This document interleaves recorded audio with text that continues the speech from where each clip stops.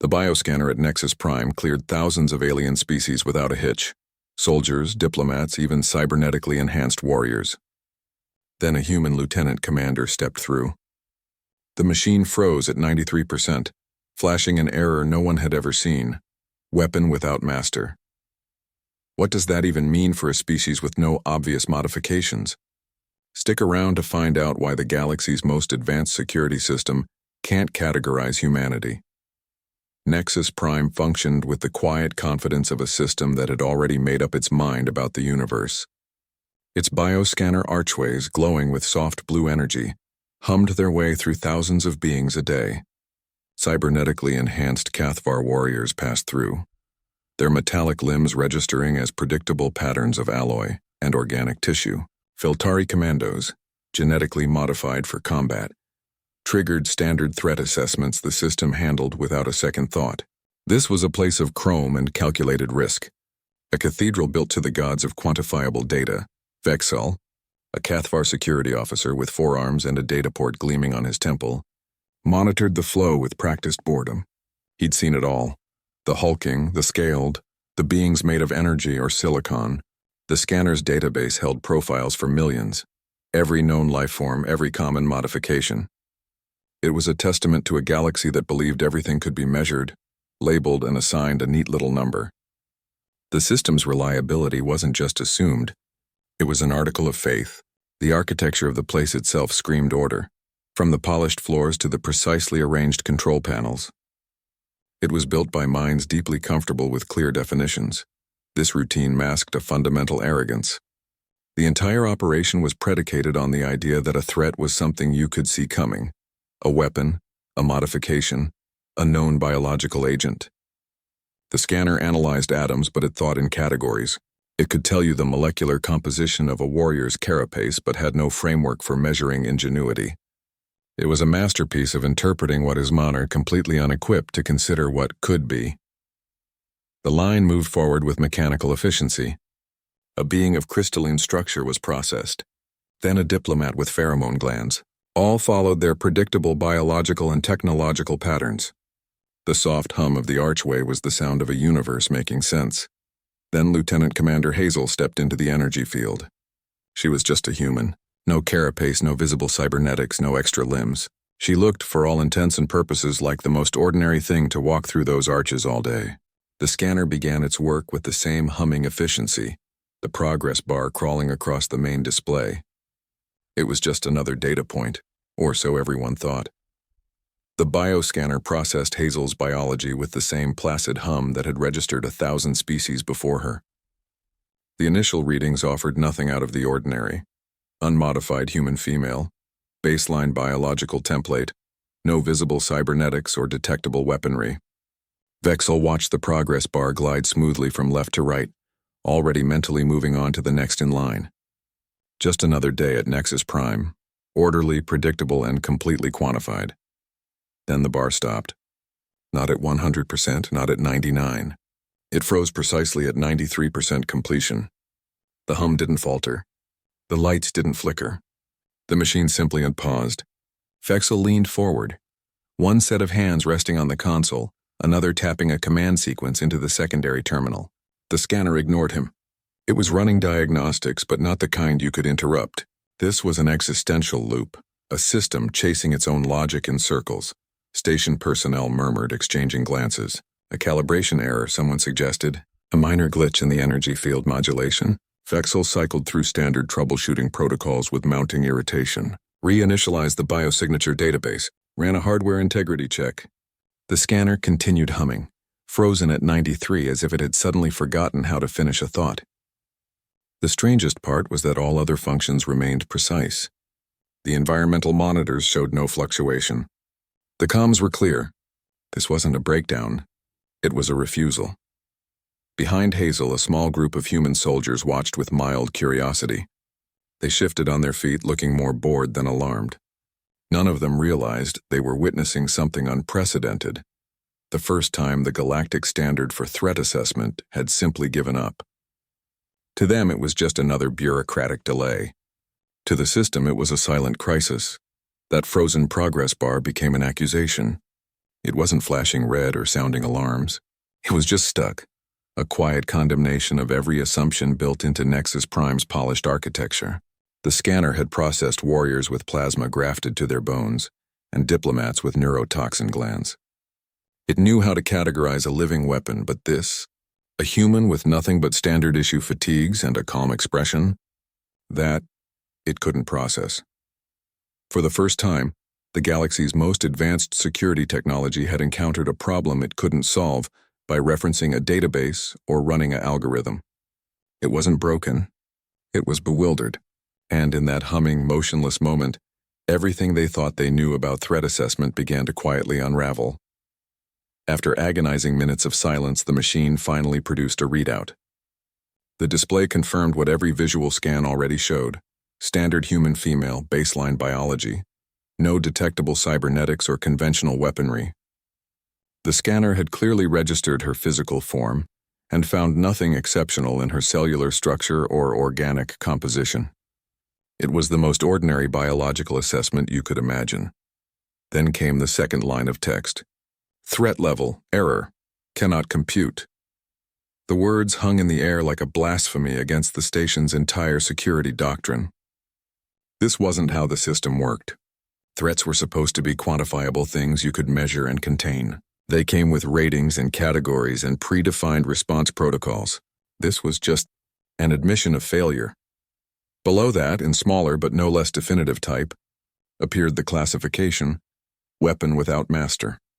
The phrase materialized without precedent in any database, without explanation in any protocol manual. It suggested something unsettling: agency without clear direction, potential without defined purpose. A weapon implies a wielder. A master implies control. This phrase denied both concepts entirely. Security personnel across the control room exchanged bewildered glances. Their hands hovered over consoles, unsure what command to input. This violated every principle they'd been trained on. You don't get unquantifiable threats. You get high-risk targets, low-risk civilians, and everything in between. You don't get philosophical paradoxes wearing standard-issue boots. Nexel, the shift supervisor, rushed into the room complaining about another scanner malfunction. He began barking orders for a system reboot, his tone that of someone dealing with routine technical difficulties. But the precision of the readout suggested something else entirely. The scanner hadn't crashed. It hadn't produced garbage data or nonsensical error codes. It had delivered a coherent, specific analysis that just happened to defy all existing parameters. The machine had clearly been thinking. It had processed data, reached some internal conclusion, and produced a classification that represented its best attempt to describe something outside its programming. This wasn't malfunction. This was the system attempting genuine analysis and hitting a wall its designers never anticipated. The station now faced its first truly unclassifiable entity. Not because she was too dangerous or too alien, but because the very framework for understanding threat had proven inadequate. The scanner had processed warriors who could level buildings and diplomats who could start wars with a single word. But this was different. The machine hadn't failed to recognize a threat. It had recognized a different kind of threat entirely, one that didn't fit in any of its carefully constructed boxes. Every protocol, every procedure, every line in the security manual assumed that threats would be things you could see coming. Weapons leave signatures. Modifications leave traces. This readout suggested something far more unsettling, that the most dangerous thing you could bring through security might be nothing more than potential itself. The station's entire security paradigm, built over centuries of incremental improvement, had just encountered a concept it couldn't process. Hazel stood perfectly still within the shimmering energy field as the control room descended into organized chaos around her. Technicians scrambled over consoles, security personnel spoke in hushed, urgent tones, and Vexal's four hands moved frantically across multiple interfaces. She remained the calm center of this storm, her expression one of mild patience rather than concern. To the casual observer, she appeared completely ordinary. Standard human female, no visible cybernetics, no exotic biological markers, wearing the same uniform as countless other military personnel who pass through these arches daily. Her calm demeanor created a stark contrast with the station's escalating alarm. While Nexel debated rebooting entire system sectors and junior officers ran diagnostic after diagnostic, Hazel simply waited. When a nervous Cathvar guard approached with a handheld scanner, she offered a wry smile and delivered the line that would become station legend, "Just another day at the office." The guard retreated, more unsettled by her composure than by the malfunctioning machinery. This human represented a perfect paradox. Her military record showed nothing exceptional: standard combat training, typical human physical capabilities, experience as a logistics coordinator. Her file contained no modifications or enhancements that could possibly explain the scanner's catastrophic confusion. She was, by all measurable standards, ordinary. Yet the galaxy's most advanced security system had just declared her an unquantifiable threat. The very normality of humans had become the most abnormal factor in the equation. Security protocols at Nexus Prime had contingencies for armed intruders, biological hazards, even temporal anomalies. They had procedures for dealing with beings who registered as obvious dangers. But they had nothing for something that shouldn't be dangerous but apparently was. The scanners were designed to identify threats based on known parameters: weapons, modifications, hostile biological agents. Hazel possessed none of these, yet the system insisted she represented something beyond its comprehension. The crisis quietly shifted from technical failure to philosophical emergency. This wasn't about fixing a malfunctioning scanner anymore. It was about confronting the possibility that their entire framework for understanding threat might be fundamentally flawed. They'd built a cathedral to quantifiable danger, and a completely ordinary human had just walked in and shown them they were worshipping the wrong gods. The control room's panic wasn't just about a broken machine. It was the sound of paradigm shift. And nobody enjoys having their worldview dismantled during their shift rotation. Hazel's unremarkable presence had become the most remarkable thing to happen at Nexus Prime in decades. She wasn't carrying exotic weapons or sporting experimental cybernetics. She was just human, and somehow that was enough to break a system designed to handle warriors who could level buildings and diplomats who could start wars with a single word. The scanner hadn't encountered a malfunction. It had encountered a concept it wasn't designed to process, wearing the face of complete normality. Dr. Keloth entered the control room, his multiple neural lobes already processing the scene before his primary eyes registered the details: the frozen scanner, the agitated station personnel, the human woman standing calmly in the energy field. All became data points feeding into a mind that operated on several levels simultaneously. Where others saw a system failure, he immediately recognized something far more interesting. This wasn't malfunction. This was revelation. The Zythkari scientist moved with the quiet purpose of someone who considered panic an inefficient use of cognitive resources. His neural lobes, visible as subtle pulsations beneath his cranial plating, processed information from multiple angles at once. One lobe analyzed the scanner's energy output. Another tracked the biometric readings of the nervous security staff. A third monitored Hazel's remarkably stable vital signs. While everyone else saw a crisis, Keloth saw a fascinating puzzle. He didn't ask about system reboots or hardware diagnostics. His questions were more precise, more unsettling. "Describe the exact moment the progress bar halted," he asked Vexal, his voice calm amid the chaos. What was her expression when the error appeared? Did she show any recognition of the system's distress? The questions shifted the room's focus from technical failure to behavioral analysis. Security personnel found themselves describing things they hadn't consciously registered. The slight tilt of Hazel's head, the way her fingers had twitched exactly as the scanner froze. Keloth posited that the output reflected emergent properties rather than errors. He suggested the scanner was interpreting real phenomena beyond conventional constraints. The machine's quantum probability matrices were designed to calculate possible outcomes based on observed behaviors and biological capabilities. It wasn't predicting the future so much as calculating potentials, and with this human, those calculations had led it somewhere unprecedented. The crisis transformed under his examination. What had been a security drill became a scientific investigation. Nexel's concerns about protocol violations gave way to Keloth's clinical curiosity about cognitive patterns. The security team's tactical readiness became irrelevant next to the doctor's questions about neural pathways and problem-solving. Methodologies. Keloth's multiple neural lobes allowed him to maintain several lines of inquiry simultaneously. While discussing scanner algorithms with one technician, he was also observing how Hazel's posture shifted when certain questions were asked. He could analyze system architecture, while also monitoring the control room's rising stress levels. This wasn't multitasking. It was integrated cognition on a level most species couldn't comprehend. The situation ceased to be about containing a potential threat. It became a macabre puzzle demanding intellectual rather than tactical solutions. Keloth approached the frozen scanner not as broken equipment, but as a source of valuable data. The weapon without master classification wasn't an error to be corrected, it was a hypothesis to be tested. He moved toward the scanner, his attention now fully on Hazel.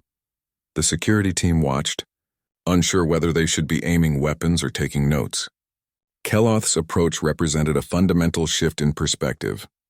They'd been trying to fix what they saw as a technical problem. He recognized they were actually witnessing a limitation of their entire security paradigm. The scanner wasn't broken. It was simply the first piece of technology honest enough to admit it couldn't categorize what it was seeing. Keloth's central thesis emerged not as a dramatic pronouncement, but through a series of precise, clinical questions that peeled back layers of assumption. He established first that the scanner wasn't misreading Hazel. It was interpreting an unprecedented phenomenon that existed outside its programming parameters.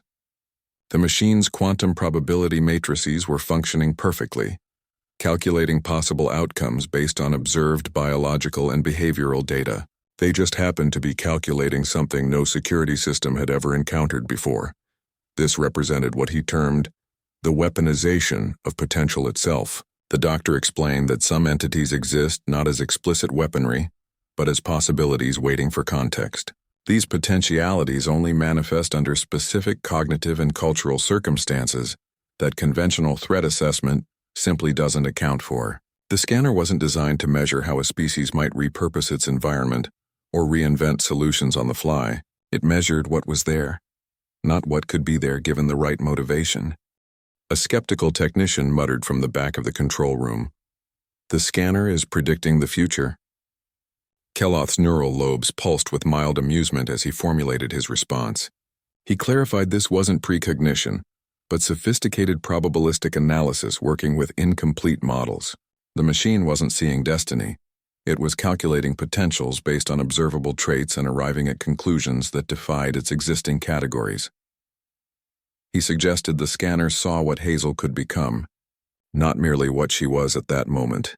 Her biological baseline contained no weapons, but her cognitive architecture suggested infinite capacity for creating them. This represented a fundamental shift from assessing established capabilities to evaluating emergent possibilities. Traditional security paradigms deal with known quantities. This weapon has this yield. This modification provides that advantage. They have no framework for measuring a species' ability to turn random objects into tools or unexpected situations into advantages. The galaxy's entire security paradigm faced immediate obsolescence against such concepts. For centuries, Tamajo had built systems to detect what beings carried: weapons, explosives, harmful biological agents. They'd become masters of cataloging explicit threats. Hazel represented something entirely different. Implicit threat, the kind that doesn't exist until circumstances demand it. How do you screen for that? How do you quantify a danger that's purely theoretical until the moment it manifests? This wasn't about Hazel personally carrying contraband or hiding modifications. It was about what her species' evolutionary history suggested about their problem-solving methodologies. The scanner's algorithms had processed patterns of neural activity, cultural data, and historical records, then reached a conclusion that shattered its own classification system.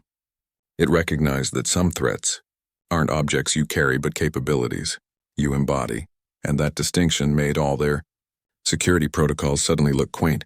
The control room fell silent as the implications settled. They weren't dealing with a malfunctioning machine or an unusual biological specimen. They were confronting the limits of their entire approach to security. The scanner had done its job perfectly. It had identified something their system wasn't designed to handle, and rather than producing garbage data, it had given them the most accurate assessment it could manage, that their categories were inadequate for what stood before them. The real error wasn't in the scanner's reading. It was in their assumption that everything dangerous could be easily measured and contained. Keloth projected Hazel's neural activity onto the main display, and the control room fell silent. The patterns didn't follow any documented configuration. No predictable pathways, no established cognitive sequences. Instead, the display showed a constantly shifting web of connections that looked less like orderly processing and more like controlled chaos. Synapses fired in seemingly random patterns, concepts connected across unrelated domains, and solutions formed through unconventional associations. This wasn't disorder. This was something far more unsettling. Her brain pathways were described as aggressively creative. The term suggested not just innovation, but a relentless, purposeful recombination of ideas.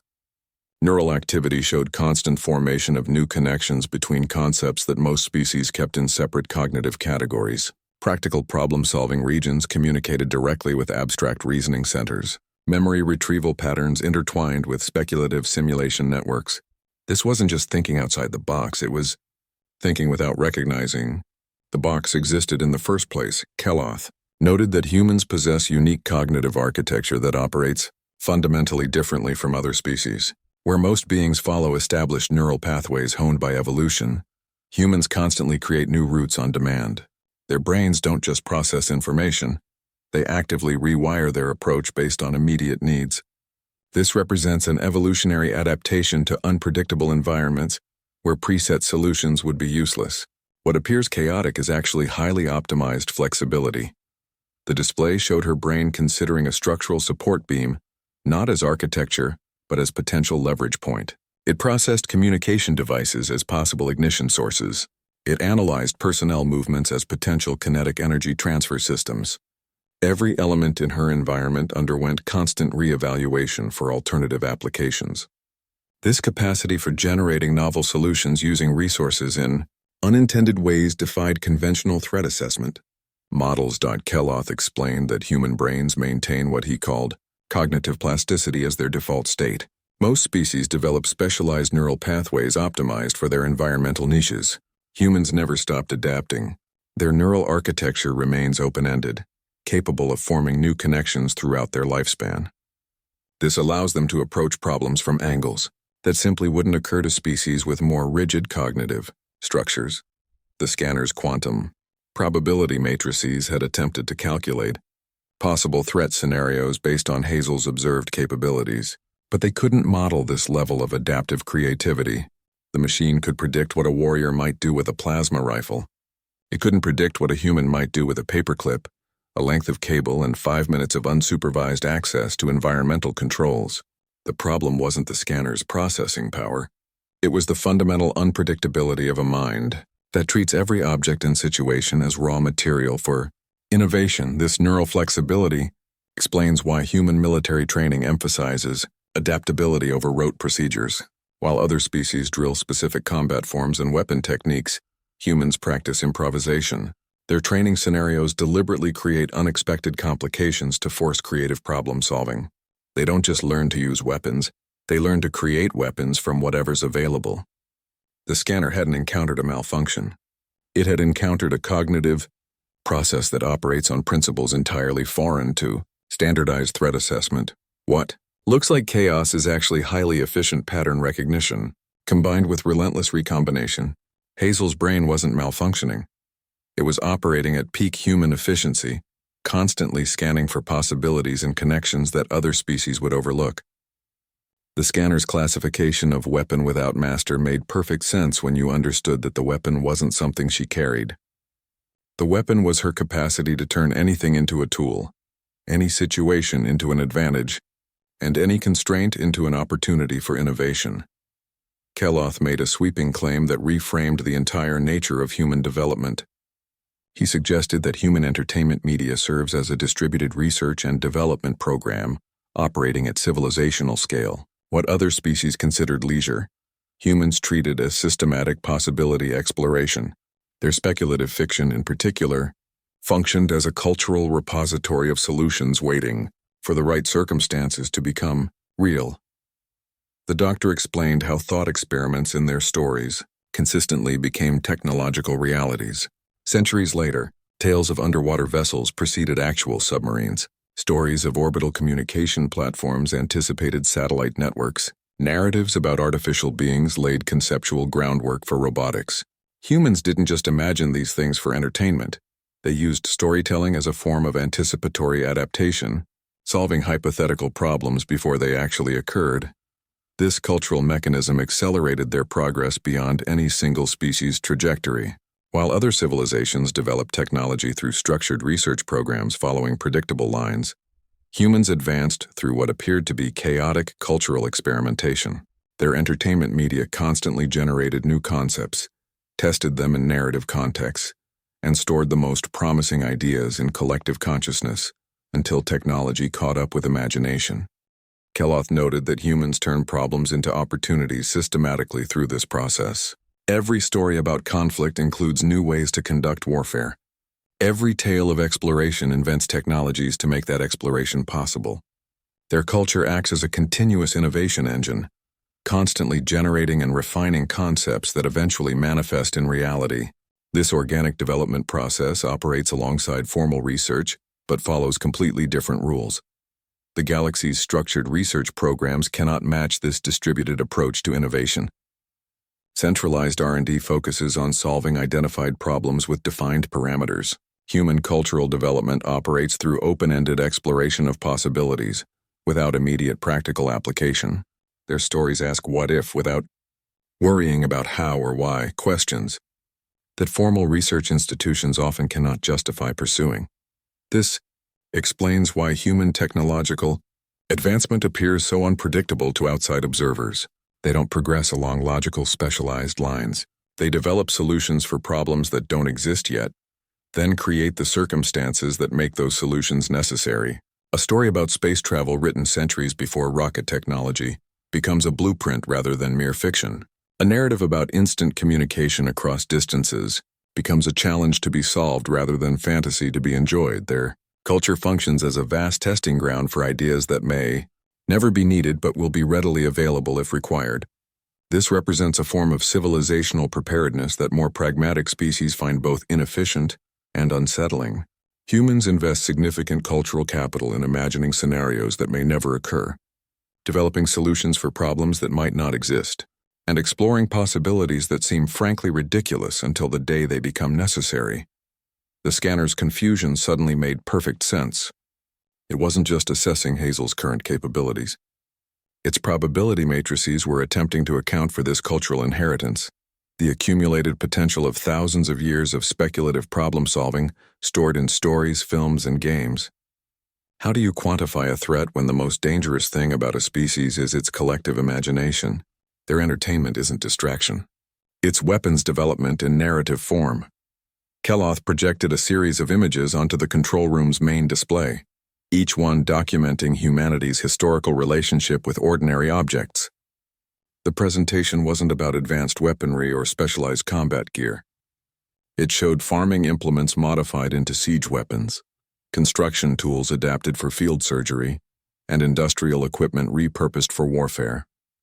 Each example demonstrated how humans consistently turned everyday items into instruments of conflict with frightening efficiency and creativity.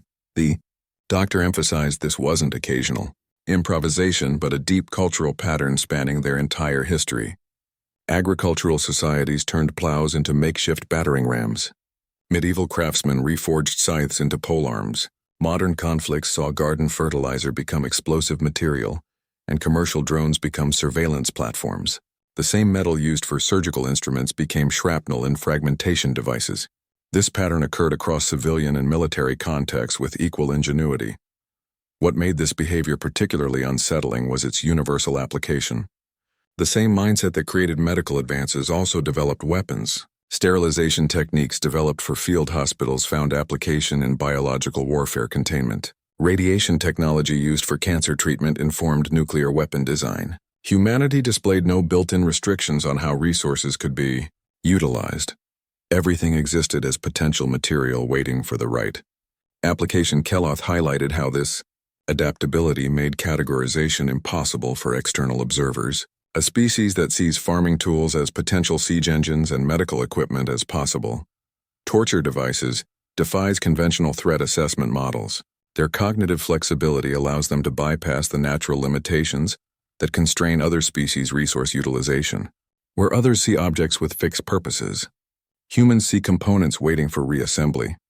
The historical gallery showed transportation networks becoming invasion routes, communication systems becoming propaganda tools, and economic structures becoming weapons of financial warfare. Humans weaponized information, social structures, even language itself. This comprehensive approach to conflict demonstrated a fundamental difference in how they perceived their environment. Nothing was sacred, nothing was off limits, and nothing served only one purpose. This pattern explained why the scanner had such difficulty with Hazel. It wasn't designed to assess a species that treats its entire civilization as a toolkit. The machine could analyze a plasma rifle and understand its threat potential. It couldn't analyze a human and comprehend that their threat potential included everything from agricultural tools to economic systems to children's toys. Their adaptability wasn't a feature, it was the entire operating system. The control room personnel watched as Keloth's presentation shifted from historical examples to contemporary applications. He showed how human entertainment media constantly explored new ways to weaponize technology, how their educational systems taught creative problem-solving without ethical constraints, and how their cultural narratives celebrated improvisation under pressure.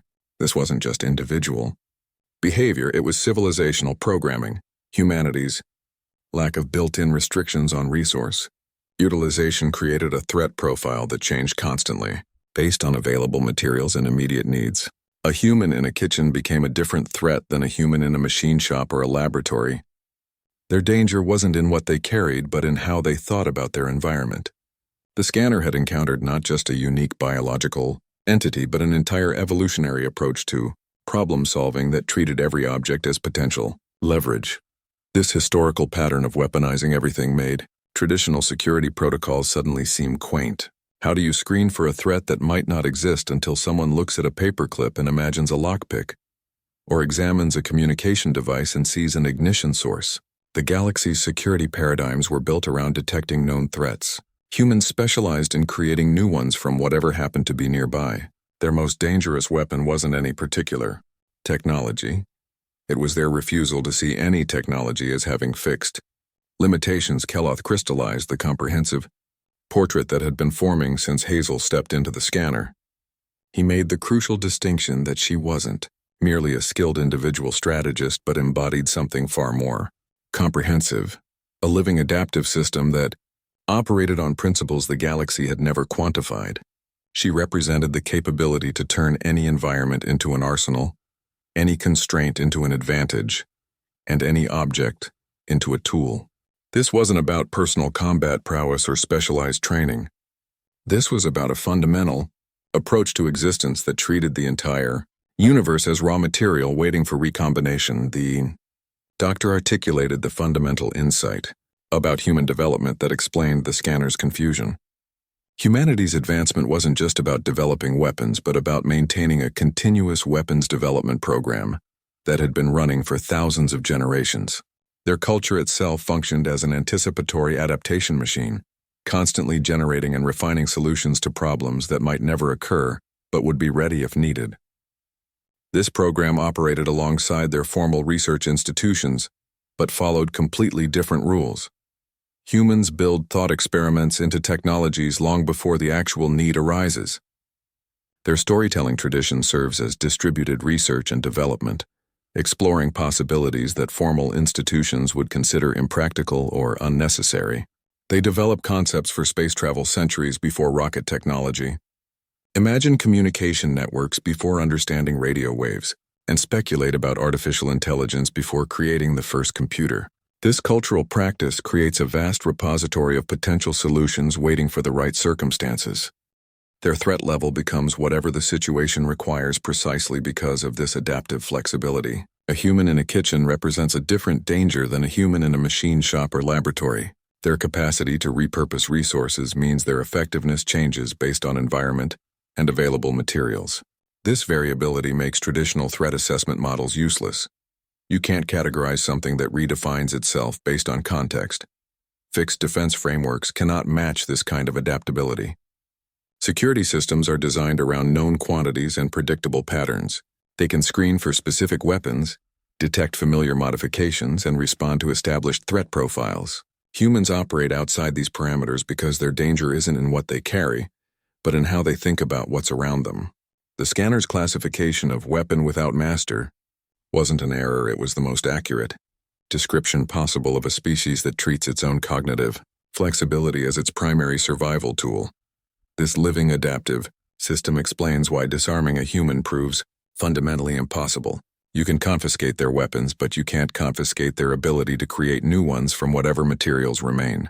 Their superiority doesn't lie in any particular technology, but in their relentless capacity for innovation under constraints. Every human represents a self-modifying, self-improving platform with unlimited creative potential and no built-in restrictions on resource utilization. The galaxy's security paradigms faced something they'd never encountered. A threat that couldn't be disarmed because the weapon wasn't an object but a process. Hazel's calm presence in the scanner wasn't defiance. It was the quiet confidence of someone who knew that even if they took everything she carried, she'd still have everything she needed. The environment itself became her armory, and her mind was the master key that could unlock any object's potential uses. Keloth gathered a small collection of seemingly ordinary items from around the control station: a standard writing instrument, a service belt, a paperclip from a datapad, a disposable beverage container, and the handle from a multi-tool that had been left on a console. These weren't weapons or specialized equipment. They were the kind of objects any being might encounter during a routine shift, completely unremarkable in their intended purposes. The Zythkari scientist arranged them on a monitoring station with clinical precision, creating a small display of mundane technology. He invited Hazel to demonstrate how each object could be repurposed as needed. The control room staff watched with mixed curiosity and concern. This wasn't a test of combat skills or technical knowledge. It was an examination of something far more fundamental: how her mind approached ordinary objects when viewed through the lens of necessity. The scanner's classification hung in the air like an unspoken question mark. Hazel methodically examined each item with calm professionalism. The writing instrument became a basic striking weapon targeting vulnerable areas or a tool for precise manipulation of small components. The belt served multiple functions as a restraint device, climbing aid, or component in trap construction. Her assessment was delivered without dramatics, as if she were simply noting obvious facts that anyone should recognize. The paperclip received particular attention. She described its function as a lock-picking tool, electronic disruptor when applied to specific circuits, or puncture weapon when properly straightened. The beverage container transformed into a projectile, cutting tool when broken, or container for chemical mixtures.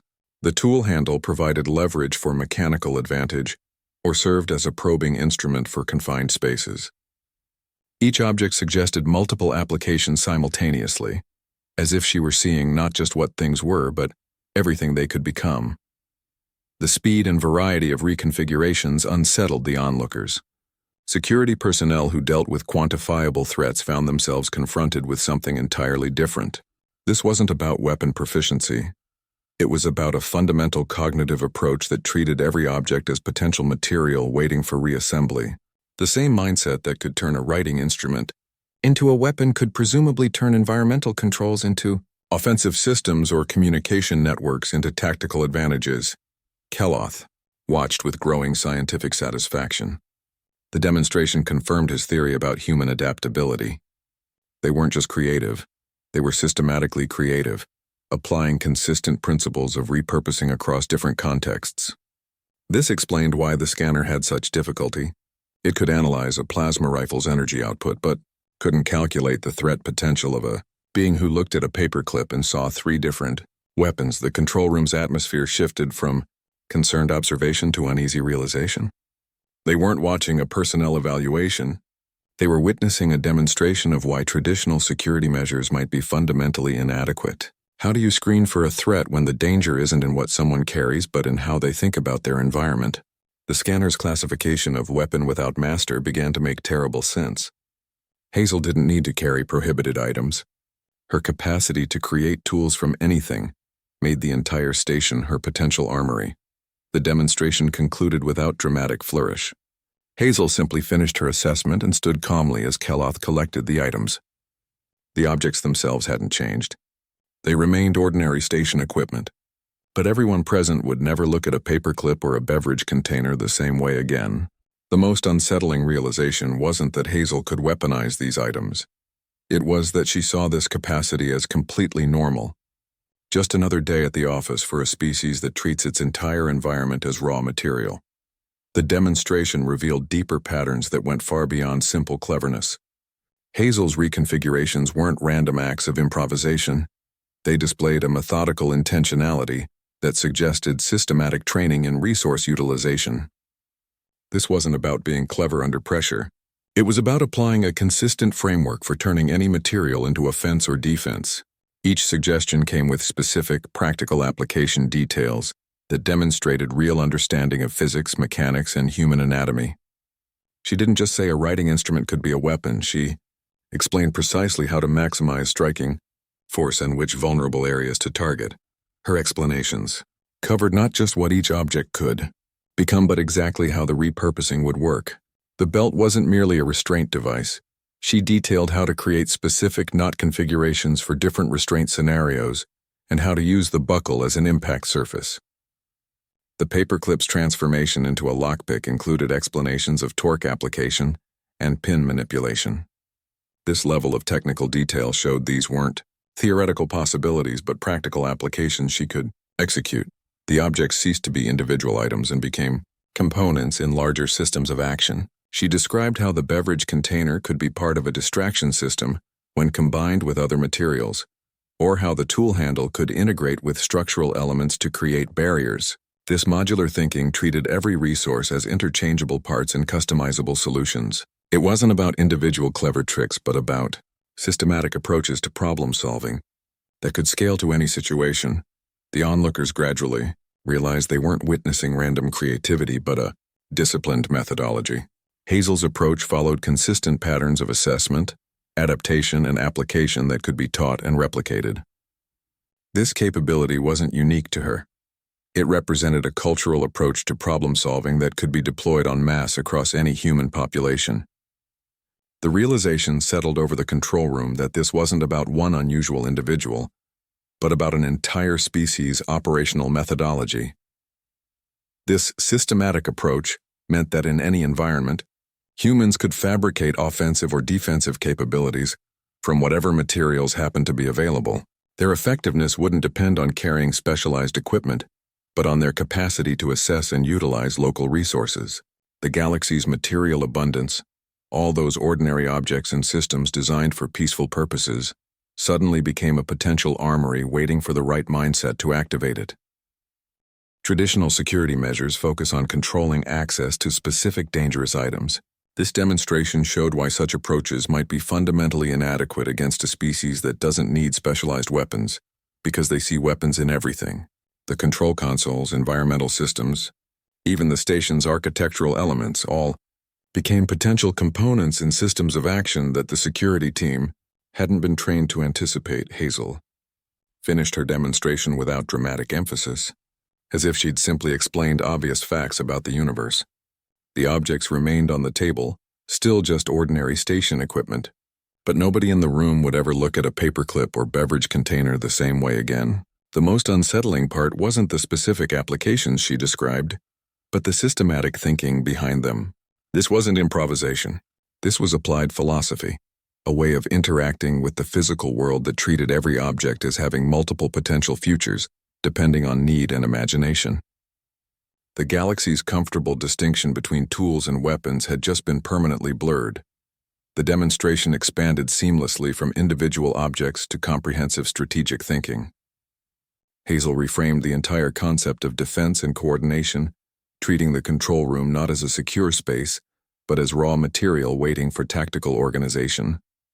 She calmly asserted that every component in the room, from environmental controls to structural elements, could integrate into a defensive perimeter.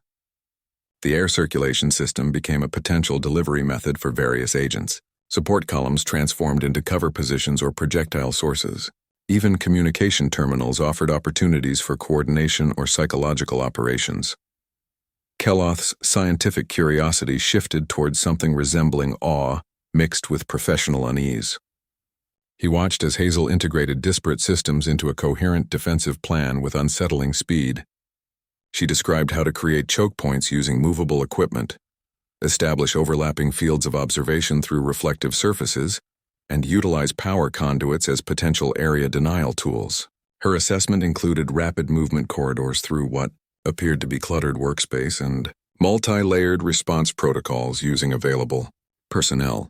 The security team realized with growing discomfort that she wasn't just describing emergency measures. She was systematically transforming their ordinary operational space into military infrastructure. Standard workstations became command posts. Maintenance access points became ambush locations. Environmental controls shifted from comfort features to tactical options. What had been designed as an efficient security center now revealed itself as a collection of potential weapons and obstacles waiting for the right mindset to activate them. Standard galactic architecture suddenly appeared not as an advantage but as a vulnerability. The station's clean lines and logical layouts offered predictable patterns that humans could exploit. Reinforced walls became fixed cover points rather than impenetrable barriers. Energy shield emitters turned from protective measures into potential explosive hazards if compromised. The very orderliness that made the station efficient also made it predictable, and predictability is what adaptive thinkers exploit. Hazel's analysis included personnel as flexible components in her systemic approach. She assessed each security officer not just as combatants, but as potential intelligence sources, labor pools, or distraction elements depending on their capabilities and positions. This comprehensive utilization of all available resources, living and non-living, demonstrated a frighteningly holistic approach to conflict. Nothing was wasted, nothing was overlooked, and everything served multiple potential functions simultaneously. The control room's atmosphere became increasingly tense as her assessment continued. Security personnel found themselves glancing at familiar equipment with new apprehension. That coolant pipe wasn't just climate control, it was potential shrapnel. That data terminal wasn't just for reports, it could become an incendiary device. The station's design, meant to provide safety and order, now seemed like a collection of vulnerabilities neatly arranged for someone creative enough to see alternative uses. Keloth recognized this wasn't improvisational genius, but systematic methodology. Hazel applied consistent principles of resource utilization across different systems, showing how human military training emphasized environmental mastery rather than just weapon proficiency. Their approach treated any space as potential battlefield, and any object as potential tool, principles that made fixed defensive positions practically irrelevant against them. The demonstration concluded with Hazel calmly noting how the station's own automated security systems could be turned against their operators with minimal modification. She didn't suggest this as a threat, merely as an observation about system design limitations. But the implication hung in the air. The most secure facility in the sector could become its own worst enemy in the right hands. Or rather, in the right mindset. The galaxy's comfortable assumptions about architecture and security had just been fundamentally challenged by someone who saw possibilities where others saw only fixed functions. Keloth presented Hazel with a practical challenge, cutting through the theoretical discussion to test her capabilities in real time. He asked her to design communication systems, transportation options, and shelter construction, using only materials available within the immediate control room environment. This wasn't about hypothetical scenarios. It was about assessing how she would operate under actual constraints with limited resources.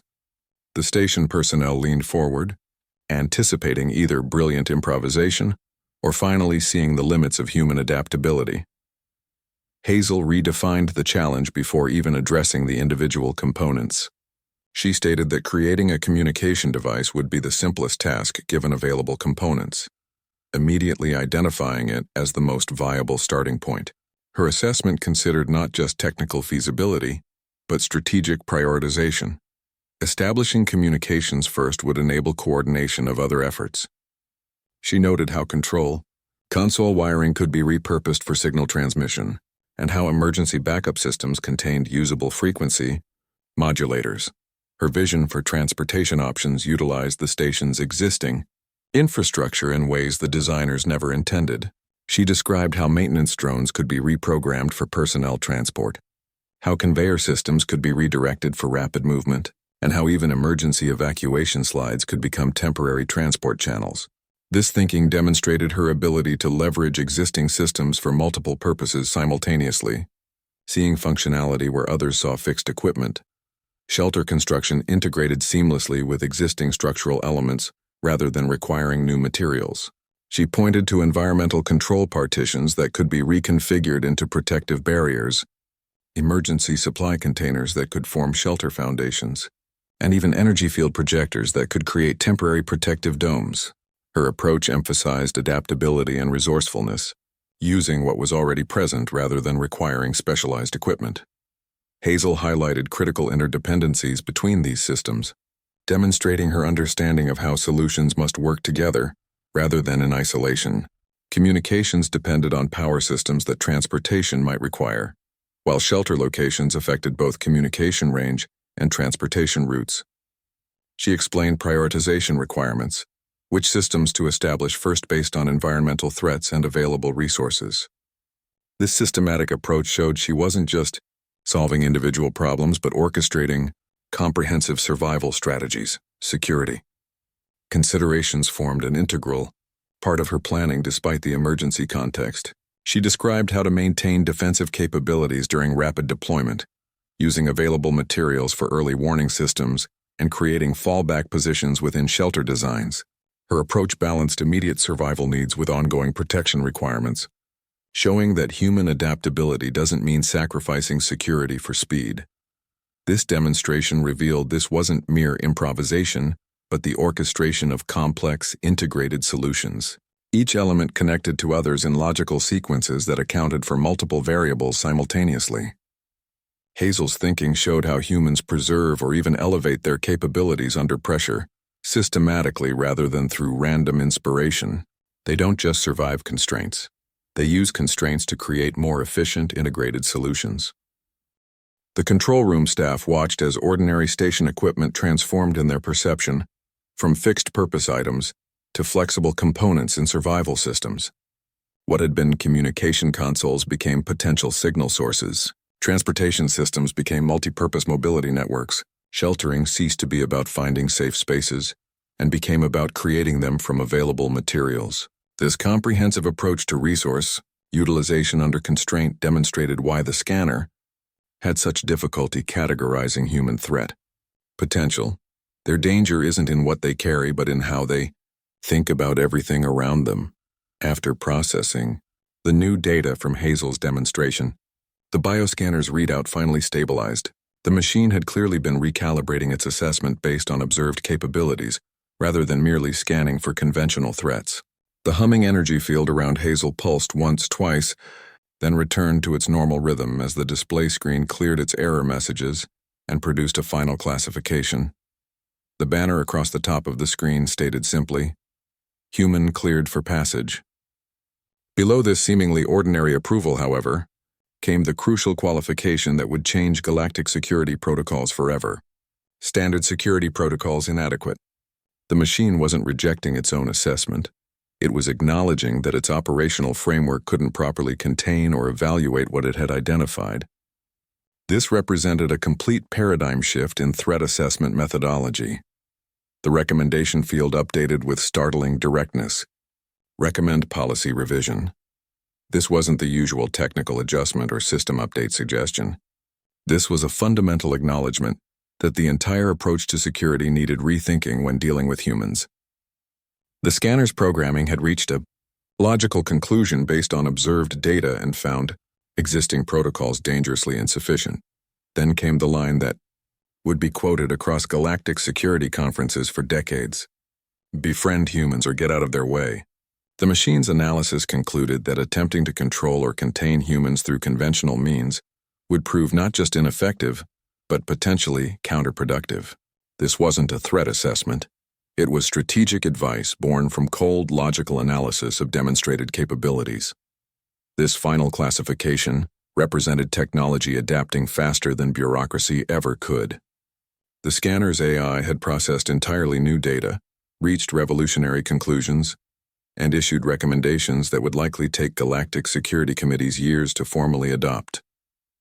While administrators would debate policy changes in endless meetings, the machine had already completed its analysis and moved on. The scanner's framework had limitations, and to its credit, it acknowledged them. Rather than forcing Hazel into an existing category or generating a meaningless error code, it created a new classification that reflected both her capabilities and the system's inability to properly quantify them. This honesty represented something rare in institutional systems, a willingness to admit when the rules no longer apply. Nexel stared at the readout, his earlier frustration replaced by dawning comprehension. The machine wasn't malfunctioning. It was doing exactly what it was designed to do: assess threats and recommend appropriate responses. It had simply encountered something that required rethinking everything they knew about threat assessment. The scanner had processed a human and concluded that the problem wasn't with the subject but with the assessment criteria itself. The control room fell silent as personnel read and reread the final classification. They'd witnessed something unprecedented, a security system encountering its own limitations and responding with pragmatism rather than denial. The machine's recommendation hung in the air, a perfect blend of clinical assessment and almost philosophical wisdom.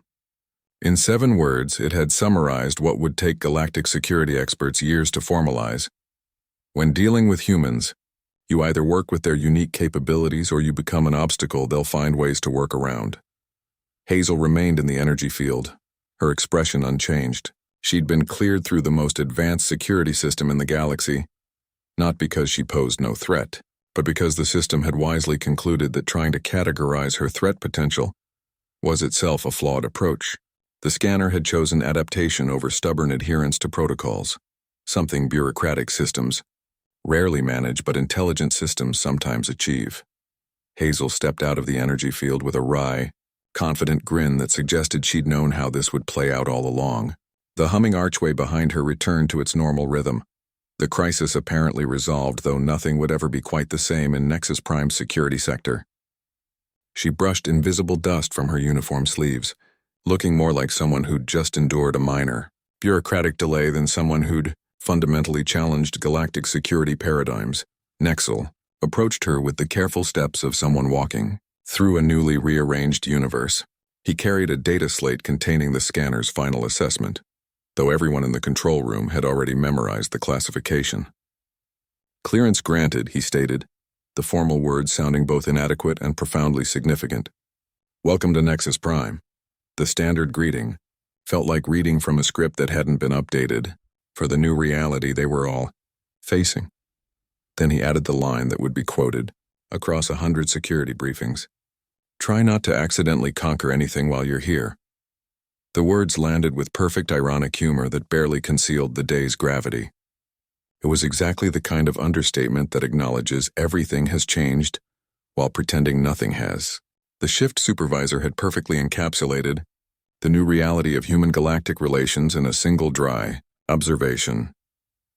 The station personnel watched this exchange with the dawning realization that their professional lives had just taken a sharp turn into unknown territory. They faced a philosophical shift as dramatic as the scanner's readout. Every protocol, every procedure, every assumption about threat assessment required re-examination. The comfortable certainty of quantifiable dangers had been replaced by the unsettling recognition that some threats defy measurement because they're not objects but processes they recognized any future. Encounter with humans would require a completely new approach. Traditional security measures focused on detecting what people carried. Humans had demonstrated their most dangerous capability wasn't what they brought, but how they thought about their environment. This meant security would need to evolve from scanning for objects to assessing cognitive patterns and adaptive potential, a fundamentally different challenge that their current systems weren't designed to handle. Hazel represented both unprecedented danger and opportunity in equal measure.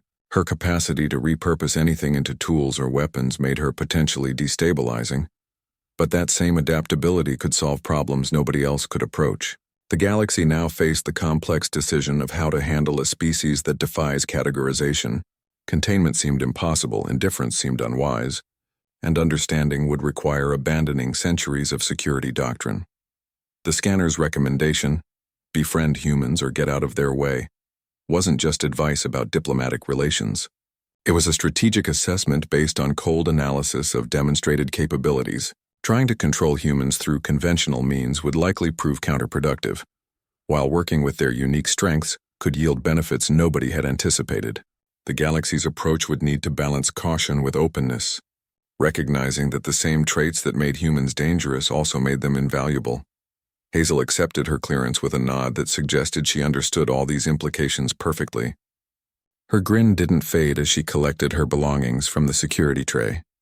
The ordinary human artifacts, a communicator, a data chip, a writing stylus, suddenly looked like potential components in systems nobody had imagined yet.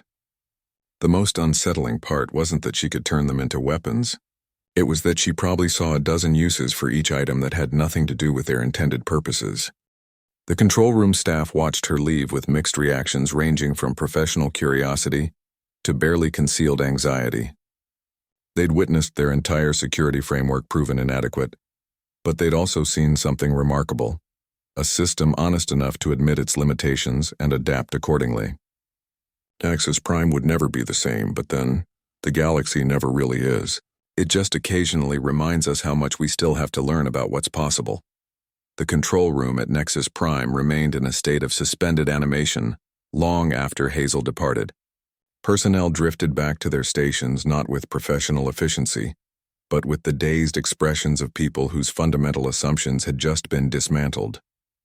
Conversations emerged in hesitant clusters, technicians and security officers debating the practical implications with the careful tones of archaeologists examining fragments of a civilization they no longer understood.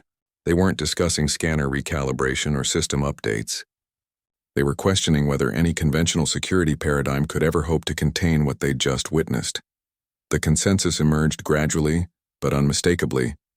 Their existing frameworks were hopelessly outmatched not by superior technology or physical prowess, but by something far more unsettling. Human creativity and cultural transmission represented unquantifiable factors that defied their carefully constructed threat assessment models.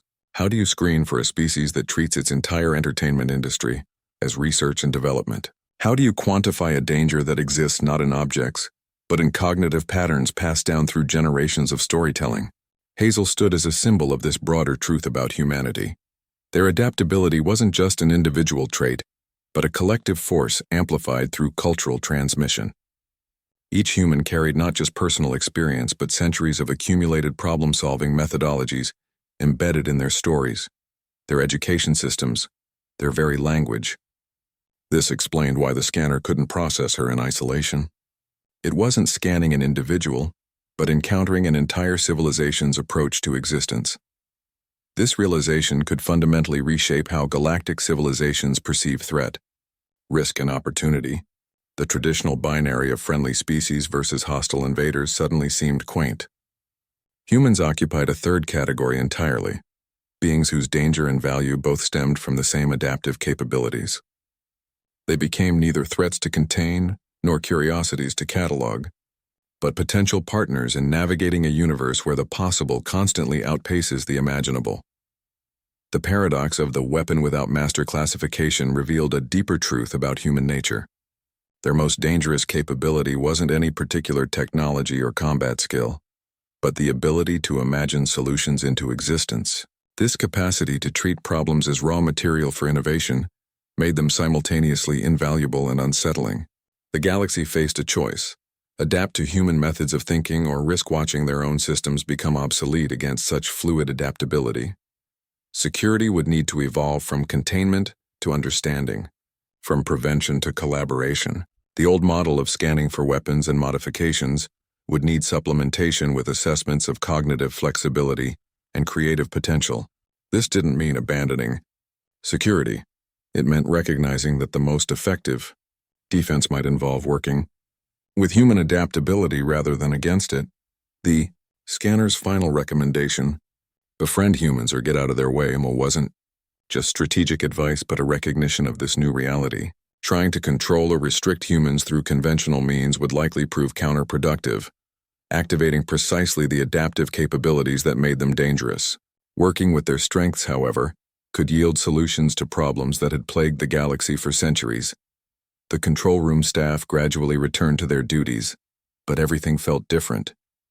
The scanners still hummed, the screens still glowed, but they all understood these were tools designed for a universe that might not exist anymore. They'd witnessed their entire security framework acknowledge its own limitations and adapt in real time.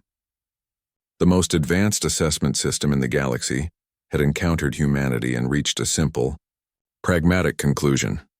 When dealing with a species that can turn anything into an opportunity, your only real options are collaboration or getting out of the way.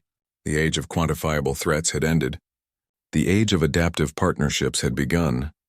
The encounter at Nexus Prime forced a fundamental reevaluation of basic assumptions across galactic civilization. For centuries, Tom and Joe had operated on the comfortable premise that threats could be measured, categorized, and contained through established protocols. The bioscanner incident demonstrated that quantifiable frameworks simply cannot handle truly adaptive systems. Humanity represented living proof that progress isn't always predictable through conventional scientific models. Their advancement followed patterns that defied linear projection and specialized development tracks. Their culture functions as a distributed innovation engine unlike anything the galaxy had previously encountered. While other species developed technology through centralized research programs with clear objectives and predictable timelines, humans advanced through what appeared to be chaotic cultural experimentation. Their entertainment media, educational systems, and social structures all contributed to a continuous process of idea generation and refinement that operated outside formal institutions. This organic approach to development challenges the very foundation of centralized research and development models. Galactic civilization now faces a difficult choice: adapt to human methods of innovation or risk becoming obsolete in a universe where the impossible happens regularly. The old paradigm of controlling information and directing research along specialized lines cannot compete with a species that treats every citizen as a potential innovator and every story as a research proposal. Security must shift from containment to understanding as the primary strategy. The traditional approach of scanning for weapons and restricting access to dangerous technologies becomes meaningless against a species that can create solutions from ordinary materials. The concept of weapon without master applies not just to individual humans but to their civilization itself. Their collective potential exceeds any individual's capabilities because their culture systematically amplifies and transmits adaptive thinking across generations. The scanner's final recommendation, befriend humans or get out of their way, wasn't just practical advice but a recognition of this new reality. Attempting to control or restrict humans through conventional security measures would likely activate precisely the adaptive capabilities that make them dangerous. Their strength lies in turning constraints into opportunities and obstacles into tools, meaning that traditional security protocols might actually make them more effective rather than less. Galactic civilization must now confront its own limitations in dealing with such fluid adaptability. The comfortable certainty of quantifiable threats has been replaced by the unsettling recognition that some dangers cannot be measured because they're not objects, but processes. This requires developing new assessment methods that evaluate cognitive patterns and cultural transmission rather than just physical capabilities or technological advantages. The most profound implication lies in recognizing that humanity's threat and value stem from the same source. Their capacity for innovation makes them potentially destabilizing, but that same adaptability could solve problems that have plagued the galaxy for centuries. The challenge becomes finding ways to collaborate with their unique strengths while managing the risks that come with such unprecedented flexibility. This perspective shift affects not just security but economics, research, and interspecies relations. The galaxy must develop new frameworks for interaction that acknowledge humanity's distinctive approach to problem solving. This might involve creating more flexible institutions, developing new assessment methodologies, and fundamentally rethinking how civilizations can cooperate when their operating principles differ so dramatically. The age of predictable progress has ended. The age of adaptive partnership has begun. Galactic civilization stands at a crossroads where it must either evolve to accommodate this new reality or risk becoming irrelevant in a universe that clearly favors flexibility over rigidity. The scanner at Nexus Prime didn't just process a human. It held up a mirror to galactic civilization's own limitations, and the reflection was both unsettling and full of possibilities. The bioscanner incident at Nexus Prime reveals more than technical curiosity. It exposes fundamental differences in how species approach constraints. While galactic civilization built frameworks for predictable threats, humanity evolved to treat limitations as raw material. Their strength lies not in specialized tools, but in seeing potential where others see fixed purposes. This adaptive thinking, amplified through cultural transmission, makes traditional security models obsolete. The scanner recognized what bureaucracy struggles to admit. Humanity's most dangerous weapon is their unlimited imagination. Not because they dream of destruction, but because they systematically imagine solutions into existence, turning any environment into opportunity.